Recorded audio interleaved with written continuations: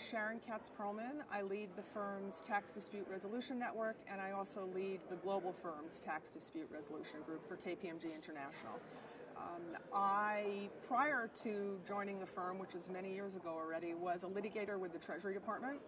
And so my practice now focuses on representing clients before the Internal Revenue Service and providing assistance in disputes.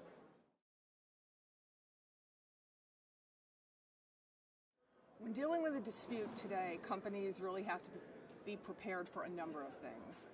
The landscape in the United States has changed and is still changing. We are seeing the IRS go to a much more risk-based analysis. When they look at companies, they're leaving the broad-based, we'll come in and examine everything, and really trying to focus on specific issues where they think that they're going to be able to generate revenue.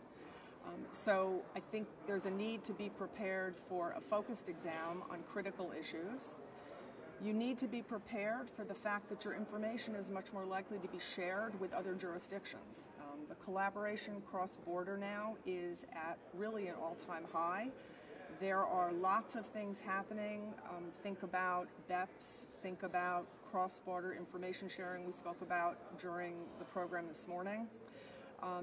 But that is causing a shift, and so if you enter a process of dispute resolution knowing that your information is going to be shared, there's really a need to think about consistency and making sure that the information is all correct globally, and you can't just be focused on one particular jurisdiction anymore.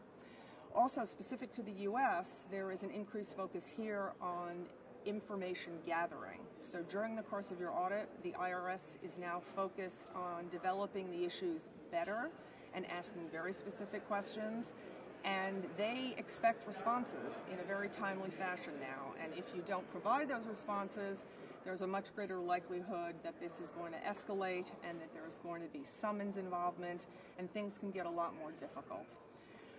The last thing that I think companies should be aware of is that there is a very large focus now on partnership exams. For many years, the service has been saying we're going to look at partnerships, we're going to focus on partnerships, and they didn't.